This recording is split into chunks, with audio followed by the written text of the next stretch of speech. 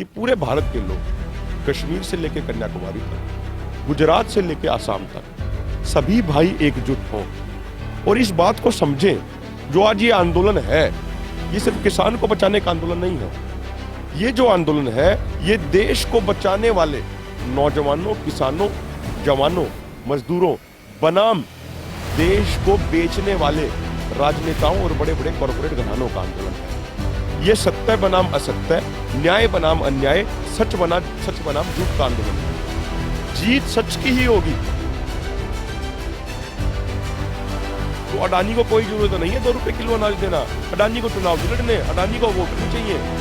यदि उसको तो जरूरत पड़ेगी तो अडानी तो लोगों का खून चूस के अपना पेट भरेगा, अपना पैसा कमाएगा। कोई भी राजनीतिक पार्टी हो, हर राजनीतिक पार्टी की मजबूरी होती है कि भाई आगे उसको चुनाव लड़ने, इसीलिए वो लोगों को खाना मुहैया कराए। इसलिए 2 रुपए किलो अनाज मुहैया कराना ये इन सभी राजनीतिक पार्टियों की मजबूरी है।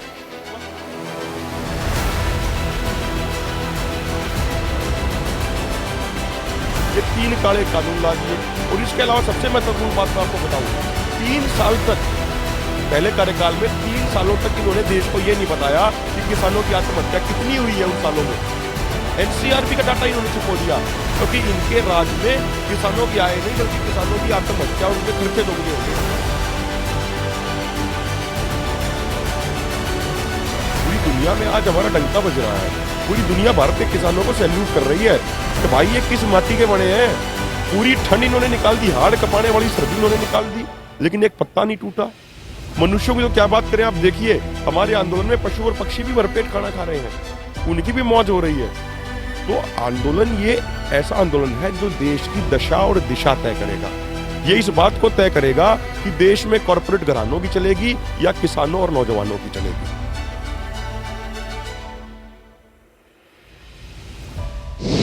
ਸਵਾਗਤ ਹੈ ਪੰਜਾਬੀ ਨੈਸ਼ਨਲ ਟੀਵੀ ਦੇਖਦੇ ਦਰਸ਼ਕਾਂ ਦਾ। ਤੇ ਗੱਲ ਕਿਸਾਨੀ ਅੰਦੋਲਨ ਦੀ ਕੱਲ ਦੀ ਕਾਲ ਦੀ ਇਸ ਵੇਲੇ ਪੂਰੇ ਜ਼ੋਰ ਸ਼ੋਰ ਦੇ ਨਾਲ ਕੀਤੀ ਜਾ ਰਹੀ ਹੈ। KMP ਕੱਲ 24 ਘੰਟੇ ਲਈ ਬੰਦ ਕੀਤਾ ਜਾ ਰਿਹਾ। ਇਹ ਹੁਣ ਤੱਕ ਦਾ ਜਿਹੜਾ KMP ਬੰਦ ਕਰਨ ਦਾ ਸਭ ਨੂੰ ਲੰਬਾ ਸਮਾਂ ਦੀ ਕਾਲ ਆ। ਇਸ ਕੱਲ ਦੀ ਕਾਲ ਦੇ ਲਈ ਕੀ ਤਿਆਰੀਆਂ ਹੋ ਰਹੀਆਂ ਤਾਂ ਜਥੇਬੰਦੀਆਂ ਦੇ ਨਾਲ ਜਿਹੜੇ ਨੌਜਵਾਨ ਜੁੜੇ ਹੋਏ ਨੇ ਉਹ ਕੀ ਅਗਲਾ ਕੱਲ ਦਾ ਪ੍ਰਬੰਧ ਕਰ ਰਹੇ ਆ ਤੇ ਇਸ ਬੰਦ ਦੀ ਕੱਲ ਨੂੰ ਪ੍ਰਭਾਵ ਕੀ ਜਾਊਗਾ ਸੈਂਟਰ ਸਰਕਾਰ ਤੇ ਜਾਂ ਲੋਕਾਂ ਨੂੰ ਪਰੇਸ਼ਾਨੀਆਂ ਜਿਹੜੀਆਂ ਹੋਣਗੀਆਂ ਉਹਦੇ ਬਾਰੇ ਕੀ ਜਿਹੜੀਆਂ ਕਿਸਾਨ ਜਥੇਬੰਦੀਆਂ ਵੱਲੋਂ ਅਗਾਊਂ ਪ੍ਰਬੰਧ ਕੀਤੇ ਜਾ ਰਹੇ ਆ। ਇਹਦੇ ਬਾਰੇ ਜਾਣਕਾਰੀ ਆਪਾਂ ਹਾਸਲ ਕਰਾਂਗੇ। ਸਾਡੇ ਨਾਲ ਜੁੜ ਚੁੱਕੇ ਆ ਅਭਿਮਨਿਊ ਕੁਹਾੜ ਜੀ, ਜੋ ਕਿ ਇਸ ਕਿਸਾਨੀ ਅੰਦੋਲਨ ਦਾ ਬਹੁਤ ਜਾਣਿਆ ਤੇ ਮੰਨਿਆ ਹੋਇਆ ਚਿਹਰਾ ਹਨ ਤੇ ਆਪਣੀ बुलंद आवाज ਲਈ जाने जाते हैं। अभिमन्यु जी, आपका बहुत बहुत स्वागत है। आपके सभी दर्शकों को आपको हाथ जोड़ के नमस्कार, सत श्री अकाल। अभिमन्यु जी, कल की बंद की काल का अभी तक क्या प्रबंध हो चुका है? देखिए, कल विस्तार से जो मोर्चे की बैठक हुई, संयुक्त किसान मोर्चे की, उसमें विस्तार से अलग अलग पहलुओं पे चर्चा की गई। जो पहले के कार्यक्रमों में थोड़ी कमी पेशी रह गई थी, जो हमारे कुछ लोकल भाइयों को छोटी मोटी समस्याएं आई थी, उस तरह की समस्याएं ना आए, इन पर बहुत विस्तार से कल लगभग 7 से 8 घंटा मीटिंग चली है, तो चर्चा हुई है। और एक ये बात हम आपके माध्यम से आपके लाखों करोड़ों दर्शकों को भी ये कहना चाहते हैं, जो हमारा कल का बंद है, हमारा उद्देश्य, हमारा मकसद आम जनता को परेशान करना बिल्कुल भी नहीं है। ये तो हमारे साथी हैं, आम लोग तो हमारा सहयोग और समर्थन कर रहे हैं पहले दिन से। जो हमारा एजेंडा है वो है इस तानाशाही सरकार के नशे को चूर चूर करना। और यदि फिर भी हमारे किसी कार्यक्रम से आम भाइयों को कोई समस्या होती है तो उनसे हम कार्यक्रम से पहले ही हाथ जोड़ के क्षमा भी मांगते हैं, क्योंकि ये आंदोलन सिर्फ हमारा नहीं है, आंदोलन सिर्फ किसानों का नहीं है, आंदोलन हर उस व्यक्ति का है जो दिन में 3 वक्त की रोटी खाता है और वो रोटी किसान के खेत से आती है, किसी फैक्ट्री से नहीं आती। तो आज जो शाम को प्रेस कॉन्फ्रेंस होने वाली है 4 बजे, उसमें विस्तार से सभी तैयारियों के बारे में, टाइमिंग के बारे में सारी चीजें बताई जाएंगी। सब चीजों का ध्यान में रखते हुए वो घोषणाएं की जाएंगी। अभिमन्यु जी, आपकी बात से बात जोड़ते हैं कि पिछली 26 को जब बंद की काल थी, पंजाब में बंद हुआ, सारे देश में बंद हुआ, लेकिन गर्भवती महिलाओं को दिक्कत आई, बीमार लोगों को दिक्कत आई। आपके जहां सिंघू बॉर्डर की भी खबरें थी कि पत्रकारों से भी दुर्व्यवहार हुआ। ऐसी घटना दोबारा ना हो, इसके लिए संयुक्त मोर्चे ने क्या संज्ञान लिया? देखिए, सबसे पहले तो हमने जो 26 तारीख की घटनाएं हुई उसमें जिस भी किसी लोकल भाई को, किसी हमारी माता बहन को, किसी को भी कोई परेशानी आई, पत्रकार बंधुओं को जो समस्याएं आई, उनसे हम हाथ जोड़ के सबसे क्षमा भी मांगते हैं। और उसके तुरंत बाद हमने पत्रकार बंधुओं के साथ भी मीटिंग बुलाई थी और आसपास के लोकल लोगों के साथ भी बैठक बुलाई थी, ताकि इस तरह की आगे कोई ऐसी समस्या ना हो। तो उसके लिए अब की बार सख्त हिदायतें तैयार की गई हैं और उनकी घोषणा 4 बजे की जाएगी। जो पत्रकार बंधु हैं, जो एक ऑल्टरनेटिव मीडिया प्लेटफॉर्म है, उनका पहले दिन से हमारे आंदोलन को पूरा सहयोग और समर्थन रहा है। उन्होंने हमसे सवाल भी पूछे हैं, वो आपका काम है सवाल पूछना, लेकिन जो एक असलियत है वो भी आपने दिखाई है। तो हमारे इस आंदोलन को पूरी देश और पूरी दुनिया में ले जाने का काम आप लोगों ने किया है, तो आपको कोई समस्या ना हो ये सुनिश्चित करना हमारी जिम्मेदारी है। तो अब की बार हमने बहुत सख्त नियम बनाए हैं और हमें पूरी उम्मीद और पूरी आशा है कि पूरा समाज जब सहयोग करेगा तो आगे ऐसी समस्या नहीं आएंगी। मनु जी, बात करते हैं एस बिल वक्त जो दलित वर्ग है, दलित वर्ग में ये बात अब तक घर नहीं कर पाई कि ये आंदोलन जो मजदूर का है, आंदोलन ये किसान का अभी तक उनको लग रहा है। हमने कुछ दलित लीडरों से भी बात की है, लेकिन वो बोल रहे थे कि जब इस मोदी सरकार ने दलित विरोधी कानून जब पास किए थे, जो दलितों के हक के कानून थे वो रद्द किए थे, तब किसी भी और वर्ग ने हमारा साथ नहीं दिया। जे उस टाइम जे किसान वर्ग या और सभी साथ देते तो आज आंदोलन की कोई रूपरेखा और होती। एक बात। दूसरी बात, जब यही तशद्दुद लगभग 1.5-2 साल कश्मीर के भाइयों पे हुआ, उस टाइम भी सारा देश चुप रहा। अब हम सभी ये सोचते रहे कि ये कश्मीरियों का मसला है, लेकिन एक एक करके अब सभी टारगेट होने लगे हैं। आप मानते हैं कि ये कमियां हैं या वैसे एक बात है? नहीं, देखिए, जो आपने कुछ दलित नेताओं की जो बात कही, मैं आपसे एक सीधा सा सवाल पूछना चाहता हूं, मतलब आपके माध्यम से उनसे पूछना चाहता हूं, यदि किसी भी कारण से, मान लीजिए यदि किसी भी कारण से मजदूर भाई और किसान भाई पहले नहीं जुड़ पाए, तो क्या इसका यह मतलब है कि आगे भी नहीं जुड़ेंगे? ये तो कोई लॉजिक नहीं हुआ भाई। अगर आगे भी नहीं जुड़ेंगे तो किसान भी पिटेगा, मजदूर भी पिटेगा। पिटना सबको है, नंबर सबका आएगा, ये बात तय है। आज किसान का नंबर है, कल नौकरी वालों का नंबर आएगा, सरकारी कर्मचारियों का नंबर आएगा, मजदूरों का भी नंबर आएगा, प्राइवेट कंपनी वाले जो छोटे व्यापारी हैं उनका भी नंबर आएगा। कश्मीर को आप बाहर नहीं रख सकते ना। देखिए, नंबर मैं ये कह रहा हूं, एक एक करके नंबर सबका आएगा। इसीलिए समय की आवश्यकता ये है कि पूरे भारत के लोग, कश्मीर से लेकर कन्याकुमारी तक, गुजरात से लेकर आसाम तक, सभी भाई एकजुट हों और इस बात को समझें, जो आज ये आंदोलन है ये सिर्फ किसान को बचाने का आंदोलन नहीं है। ये जो आंदोलन है ये देश को बचाने वाले नौजवानों, किसानों, जवानों, मजदूरों बनाम देश को बेचने वाले राजनेताओं और बड़े बड़े कॉरपोरेट घरानों का आंदोलन है। ये सत्य बनाम असत्य, न्याय बनाम अन्याय, सच बनाम झूठ का आंदोलन है। जीत सच की ही होगी। सच को थोड़े समय के लिए परेशान कर लेंगे ये, लेकिन सच को पराजित नहीं कर सकते। और आज हमारा समाज सच के रास्ते पे आगे चल रहा है। और आप एक बात और देखिए, जो दलित भाईचारे की बात है, उनके बीच में हम एक खास बात लेके गए। 2 महीने पहले खासकर उस चीज पे अधिक जोर दिया गया। हरियाणा में तो किसान दलित भाई के सम्मेलन भी हो रहे हैं, बहुत सारे कार्यक्रम हो रहे हैं। संयुक्त किसान मोर्चा की सीनियर नेतृत्व का मैं धन्यवाद करना चाहता हूं कि उन्होंने समय रहते उस समस्या को आइडेंटिफाई किया। अब आप देखिए, बहुत सारे लंगर ऐसे चल रहे हैं हमारे अलग अलग धरनों पे, जिनकी कमान दलित भाइयों के हाथ में है, जिन धरनों का नेतृत्व दलित भाई कर रहे हैं, उनकी अध्यक्षता, उनके संचालन दलित भाई कर रहे हैं। और मैं तो कह रहा हूं कि इन कानूनों के बाद किसान तो 10 दिन बाद मरेगा, किसान तो 10 दिन तक फिर भी जिंदा रहेगा, मजदूर भाई पहले दिन मरेंगे। देखिए, जो ये 3 काले कानून है, ये क्या है?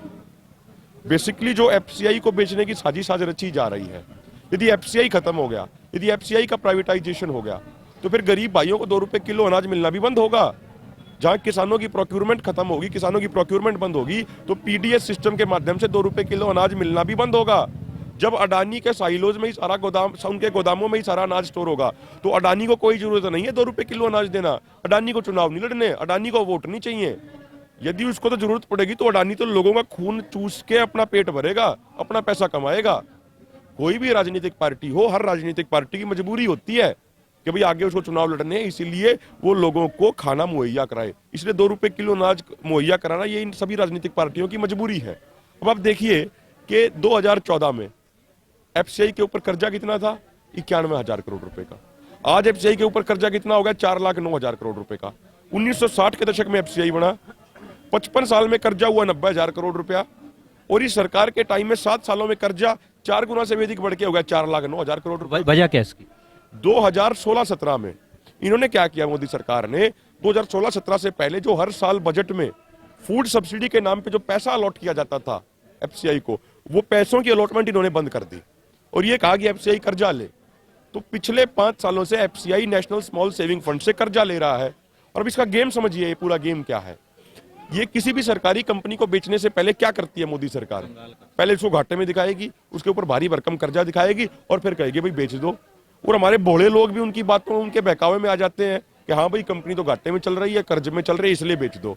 तो एफसीआई को बेचने की तैयारी चल रही है। इनके राज में आने से पहले ओएनजीसी कभी घाटे में नहीं गई। जब से संबित पात्रा, उसके जो भी उनको कार्यभार दिया गया उनको, जब से ओएनजीसी घाटे में चली गई। ऐसा क्या है भाई, इंजीनियर भी वही है उसमें, साइंटिस्ट भी वही है, लेबर भी वही है, लेकिन आपके आते ही वो घाटे में चली गई। मोदी तो कह रहा है कि ना खाने दूंगा ना आप खाऊंगा। देखो वो तो इनका सबका पता लग ही रहा है। अभी आई ना एक किसी फ्रेंच के किसी उसने पब्लिशर ने एक बात छापी है कि राफेल वाले उसमें 1 मिलियन पाउंड की कोई घूस दी गई थी। और उससे पहले भी बहुत शोर शराबा हुआ था, बहुत इस पे शोर कोहराम हुआ था। वो तो अलग बात थी, ये मुद्दा दबा गए। आप और बात कर लीजिए, नोटबंदी में क्या हुआ। 5 साल हो गए हैं नोटबंदी को, लगभग 4 साल से ऊपर हो गए हैं। ये कह रहे थे काला धन आ जाएगा, ये कह रहे थे नक्सलवाद, आतंकवाद सब खत्म हो जाएगा। अभी हमारे 22 जवान शहीद हुए ना। मोदी साहब तो कह रहे थे कि नोटबंदी से नक्सलवाद खत्म हो जाएगा, तो फिर वो कैसे जिंदा रह गया भाई। और सबसे महत्वपूर्ण बात ये कह रहे थे काला धन पकड़ा जाएगा। कितना काला धन पकड़ा गया आज तक बताया क्या किसी ने। उसके बाद इन्होंने जीएसटी लागू कर दिया, जीएसटी से व्यापारियों की कमर इन्होंने तोड़ दी। ये 3 काले कानून ला दिए। और इसके अलावा सबसे महत्वपूर्ण बात मैं आपको बताऊं, 3 साल तक, पहले कार्यकाल में 3 सालों तक इन्होंने देश को यह नहीं बताया कि किसानों की आत्महत्या कितनी हुई है उन सालों में। एनसीआरबी का डाटा इन्होंने छुपो दिया, क्योंकि इनके राज में किसानों की आय नहीं बल्कि किसानों की आत्महत्या और उनके खर्चे दोगुने हो गए। आज आप देखिए, परसों की तो बात है, कल परसों की, डीएपी का रेट कितना बढ़ गया, 1900 रुपया कट्टा हो गया है, नहीं हो गया है। कॉटन सीड है जो, उसका भी रेट। तो हर चीज का रेट बढ़ा रहे हैं और आमदनी कम कर रहे हैं। तो जो आपने जो इन मोदी साहब का नारा है कि भाई ना खाऊंगा ना खाने दूंगा, ये खुद तो खाते हैं। वो कर रहे थे ना अक्षय कुमार से इंटरव्यू में कि आम कैसे खाते हैं, ये कैसे खाते हैं, फलाना ढकना, पता नहीं क्या क्या कह रहे थे। लेकिन आम लोगों को नहीं खाने देंगे ये। आम लोगों के मुंह से निवाला भी छीन लेंगे। मजदूर सड़क पे है, बेरोजगार है, बेरोजगारी 45 साल के सबसे उच्चतम आंकड़े पे है, किसान परेशान है। अरे भाई, देश का किसान जिसे अन्नदाता कहा जाता है, 4 महीने से भी अधिक हो गए, 350 से अधिक शहादत हो चुकी हैं, लेकिन देश के मुखिया प्रधानमंत्री के मुंह से एक शब्द नहीं निकल रहा उनके बारे में। मनु जी, मैं आपकी बात रोक रहा कि 26 जनवरी से बाद सरकार ऐसा पक्ष दिखा रही है कि हमें कोई परवाह नहीं है, आप चाहे कितनी देर बैठे रहो। जो सरकार की जो दी हुई बात है, जो मानेंगे तभी आगे की मीटिंग होगी। लग रहा है कि जो पक्ष दिखाया जा रहा है सरकार की को वही है कि जो अंदर खाते कुछ और हिलजुल हो रही है। देखो मैं आपको एक बात बता दूं, घमंड तो रावण का नहीं रहा। रावण इतना बलशाली और इतना ज्ञानी व्यक्ति था, घमंड तो उसका भी नहीं रहा। जनता के आगे आज तक किसकी चली है जी। जनता जनार्दन तो सर्वोपरि होती है, जो जनता बोल देगी होता वही है। लोहिया साहब कहते थे ना कि जब सड़कें सुनसान हो जाएगी तो संसद आवारा हो जाएगी। तो जो हमारी संसद आवारा हो गई थी उसको लाइन पे लाने के लिए तो ये आंदोलन है। किसानों से बिना पूछे 3 कानून उनके ऊपर थोप दिए गए। किसानों के लिए एमएसपी गारंटी कानून नहीं दिया जा रहा। तो जो ये संसद में बैठे लोग जो आवारा हो गए थे, इनको लाइन पे लाने के लिए ये आंदोलन है। और आप जहां तक बात कह रहे हैं कि सरकार में फर्क नहीं पड़ रहा है, तो भाई अभी जो 3 वो लेबर लॉ लेके आ रहे थे वो उन्होंने 3 महीने के लिए क्यों टाल दिए, वो उन्होंने, ये बात सवाल उठता है। इस आंदोलन का डर है, डर है। अब देखिए, इनका ये हरियाणा के, पंजाब के किसी गांव में नहीं घुस पा रहे हैं, इनका हुक्का पानी बंद है, इनसे कोई बात नहीं करता, इनका सामाजिक बहिष्कार हो गया। और मुझे जहां तक मेरी जानकारी है, मेरी उम्र अभी कम है, 27-28 साल मेरी उम्र है, आप ज्यादा अनुभवी हैं, लेकिन मेरे अनुसार शायद हमारे देश के आजादी के बाद के इतिहास में ऐसा पहली बार हुआ होगा कि किसी प्रदेश का सिटिंग सीएम कहीं उतर के कहीं जाके कार्यक्रम करना चाहे और वहां के किसान उसका कार्यक्रम ना होने दें, उसकी हेलीपैड पे पहुंच जाए। एक बार भी नहीं, हरियाणा में कई बार हुआ ये। अभी सोनीपत में आने का प्रोग्राम था औड़ी गांव में 4-5 दिन पहले का, क्या हुआ, नहीं आ पाए ना, लोगों का इतना भारी विरोध था। तो ये दिखाता है कि कम से कम उत्तर भारत से भाजपा पूरे तरीके से साफ हो चुकी है। 2 बात बताऊंगा, ये मई की जो इलेक्शन आ रही है, रिजल्ट आ रहे हैं मेरे 5 राज्यों के। दूसरा, उत्तर प्रदेश में जो पंचायत चुनाव है, इन दोनों का कोई इस आंदोलन से कोई असर पड़ेगा? क्योंकि ये आंदोलन उत्तर भारत में तो लगता है जैसे संदीप बालियन का भी यही हाल है, उत्तर भारत पश्चिमी बेल्ट है उसमें हरियाणा जैसा ही हाल है। लगता है कि दोनों चुनाव का इस आंदोलन के साथ कोई जुड़ाव होने का? देखिए, ये जब इन चुनावों में यदि भाजपा पूरे तरीके से साफ होती है तो निश्चित तौर पे असर पड़ेगा। ये तो एक पक्ष हुआ। दूसरा पक्ष उसका एक ये भी है, भाई हमारा चुनावी राजनीति से तो कोई लेना देना है नहीं संयुक्त किसान मोर्चे का, तो क्या होता है चुनाव में क्या नहीं होता वो एक अलग विषय। हमारा आंदोलन तो एज इट इज जारी रहेगा। नहीं, वनु बीजेपी के नेता कह रहे हैं कि ये लोगों को लगता है कि ये कानून अच्छे नहीं है तो हमें वोट मत दे, हमें ना जताएं, ये कानून गलत है तो सुप्रीम कोर्ट में चले जाएं। ऐसी ऐसी बातें तो करते ना, जब वोट की चोट होगी तब कुछ कोई तो बात बनेगी ना। देखो, आंदोलन धीरे धीरे अब उत्तर भारत से जाकर दक्षिण भारत में फैल रहा है, पूर्व भारत में फैल रहा है, पश्चिमी भारत में फैल रहा है, तो धीरे धीरे इसका प्रभाव आगे बढ़ेगा। और जहां तक आपकी बात रही कि भाई सुप्रीम कोर्ट चले जाएं, सरकार ये बार बार कहती है, हम पहले भी एक बात कह चुके हैं, सुप्रीम कोर्ट ने अपने कई केसों में जब फैसले दिए उसमें एक बात बोली है कि भाई किसी भी कानून को सही और गलत के पैमाने पर जांचना सुप्रीम कोर्ट का काम नहीं है। ये माननीय कोर्ट ने खुद कहा है। माननीय कोर्ट ने साफ ये कहा है, किसी भी कानून की संवैधानिक वैधता जांचना उनका काम है, सही और गलत बताना उनका काम नहीं है। सही और गलत तो संसद बताएगी ना, जहां पे कानून बने हैं। सही और गलत तो हम बताएंगे जो खेती करते हैं। ये दिल्ली के बंद कमरों में बैठ के आईएएस लोग जिन्होंने कभी खेती नहीं की, जो कभी खेत में नहीं गए हैं, जो जवार और ईख का फर्क नहीं बता सकते, जो जई और मक्की का फर्क नहीं बता सकते, वो हमें बताएंगे क्या कि खेती कैसे करनी है? वो हमें बताएंगे क्या कि किन कानून से फायदा और किन कानून से नुकसान होगा? इन लोगों को कभी खेती नहीं की, इन लोगों को कभी मालूम नहीं किसी चीज का, इन लोगों को ये नहीं पता कि गेहूं कैसे बोते हैं, इन लोगों को ये नहीं पता धान कैसे लगाए जाते हैं, इन लोगों को ये नहीं पता कि आलू धरती के नीचे होते हैं या ऊपर होते हैं। तो दुर्भाग्य और दुख की बात तो यही है ना हमारे देश में, दिल्ली के कंक्रीट के जंगलों में बैठ के हमारे ऊपर कानून थोपते हैं। ये नहीं चलेगा देश में। पीयूष गोयल की जब हम स्टेटमेंट देखते हैं या पीयूष गोयल की कार्रवाई देखते हैं तो इतनी उनके मन में ईर्ष्या है अब आंदोलनकारियों के लिए, खास करके पंजाब हरियाणा के लिए बहुत सख्ती से डायरेक्ट पेमेंट वाला जो पंजाब के किसानों के लिए, और कई कई बातें बोल रहे हैं कि ये होना चाहिए, ये होना चाहिए। कनक में जो छूट है थोड़ा गीलापन की, वो भी सभी कम भी कर दी है। ये लगता है कि पीयूष गोयल बहुत ज़्यादा फ्रस्ट्रेट हैं और किसानों से ईर्ष्या के संदर्भ में ही बात करते हैं जब भी करते हैं। देखिए, सिर्फ पीयूष गोयल ही नहीं, पूरी बीजेपी बड़ी परेशान है, क्योंकि 7 साल में इनको पहली बार ऐसी कोई कौम टकराई है, ये किसान कौम, जो इनको सीधे तौर पे चुनौती दे रही है और इनका ये कोई जवाब नहीं दे पा रहे हैं बीजेपी वाले लोग। साजिश तो रच रहे हैं, षड्यंत्र तो रच रहे हैं, लेकिन इस प्रकृति का धन्यवाद करना चाहूंगा मैं, इनके सभी साजिश और सभी षड्यंत्र फेल हो गए हैं इनके। और जितना ज्यादा इस किसान कौम को दबाने का प्रयास कर रहे हैं, ये स्प्रिंग की तरह है ये किसान कौम, ये उतना ही ज्यादा मजबूत होकर आ रही है। और मैं आपको बता दूं, आप हमारा इतिहास उठा के देख लीजिए, आज का इतिहास नहीं, सैकड़ों वर्षों का इतिहास उठा के देख लीजिए आप इस किसान कौम का।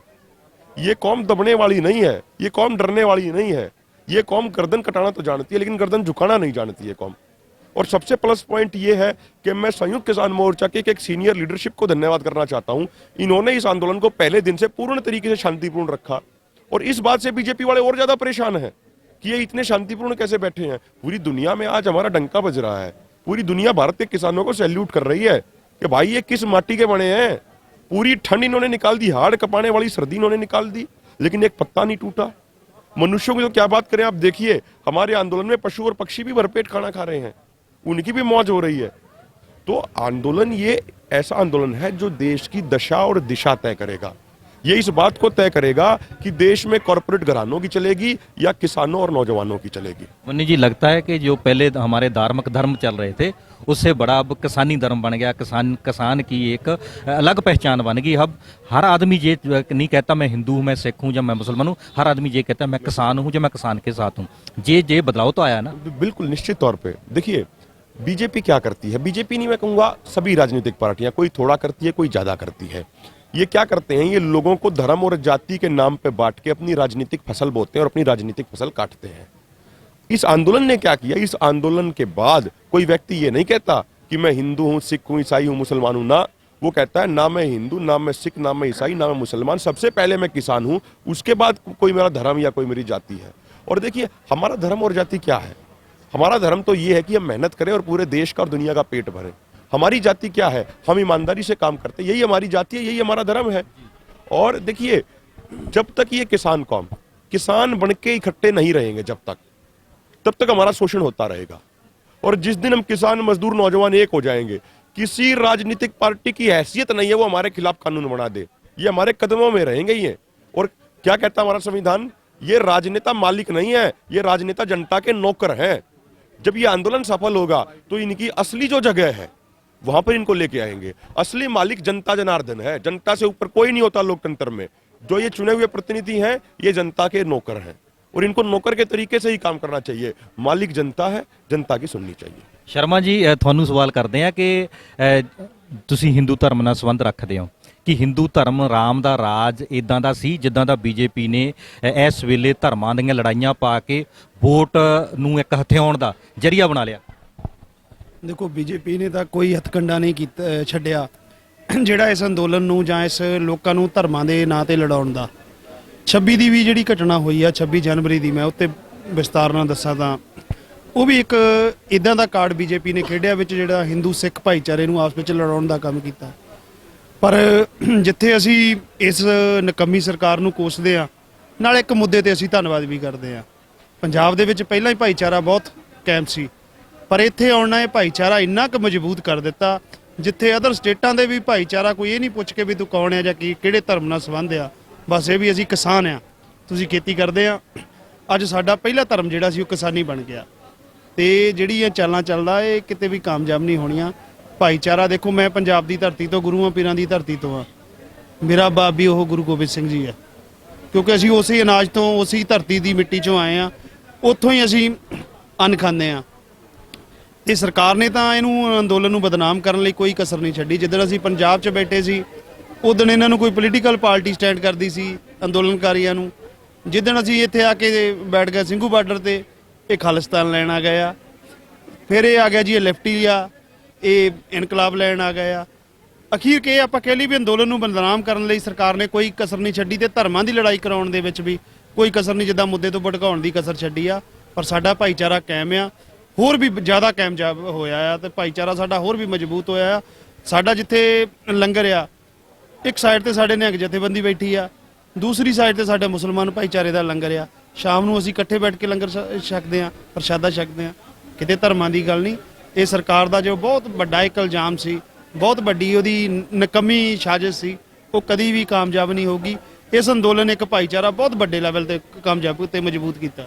ਮਨਿਊ ਜੀ, ਟੇਬਲ ਟਾਕ ਦਾ ਸਮਾਂ ਅਭਿਮਨਿਊ ਦੀ ਨਿਗਾਹ ਦੇ ਵਿੱਚ ਕਦੋਂ ਆ ਰਿਹਾ?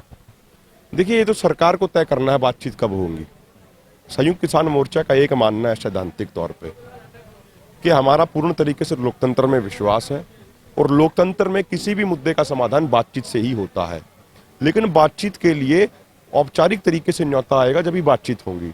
जिस तरीके से प्रधानमंत्री सोचते हैं, प्रधानमंत्री कहते हैं कि मैं एक मिस्ड कॉल दूर हूं। माननीय प्रधानमंत्री जी बड़े मान सम्मान के साथ आपको ये कहना चाहते हैं कि देश और सरकार मिस कॉल या एसएमएस से नहीं चलती। देश और सरकार कानून और संविधान से चलती है। आप औपचारिक तौर पे, आधिकारिक तौर पे न्योता भेजिए, आप कानून और संविधान के अनुसार न्योता भेजिए, बात करेंगे। बात करने से हम पीछे नहीं हटेंगे। बातचीत का दरवाजा हमने पहले दिन से खुला रखा है।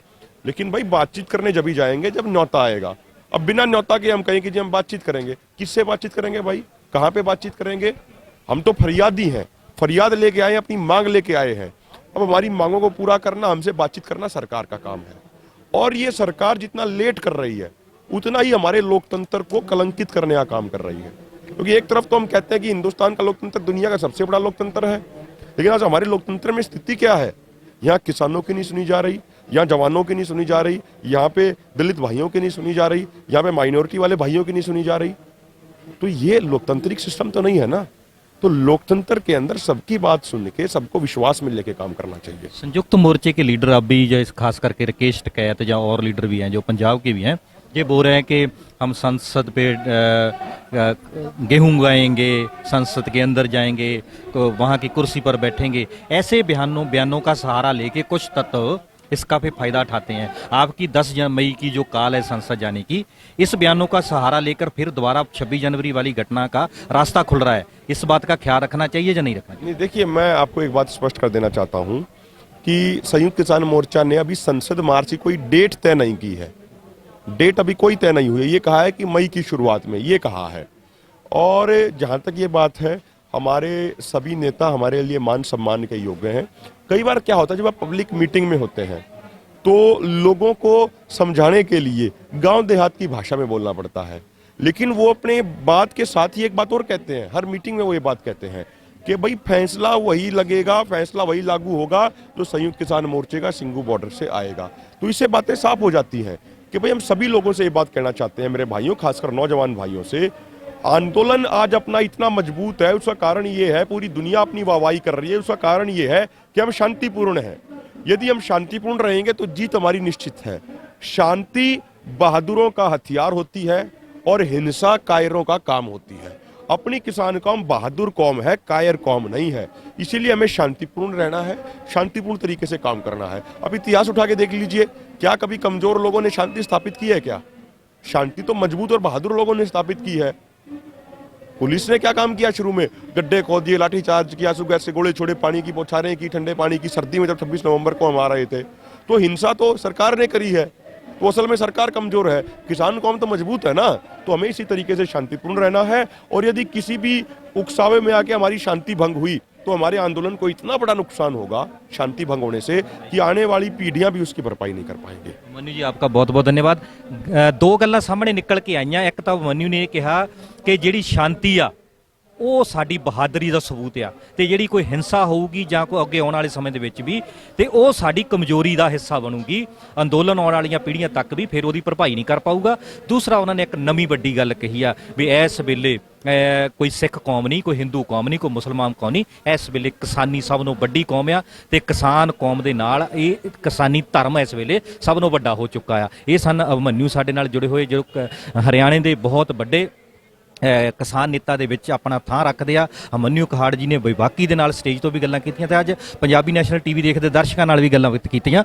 ਕੈਮਰਾਮੈਨ ਬਰਿੰਦਰ ਦੇ ਨਾਲ ਗੁਰਨਾਮ ਸਿੰਘ ਬਿਲਗਾ, ਸਿੰਘੂ ਬਾਰਡਰ, ਦਿੱਲੀ ਤੋਂ।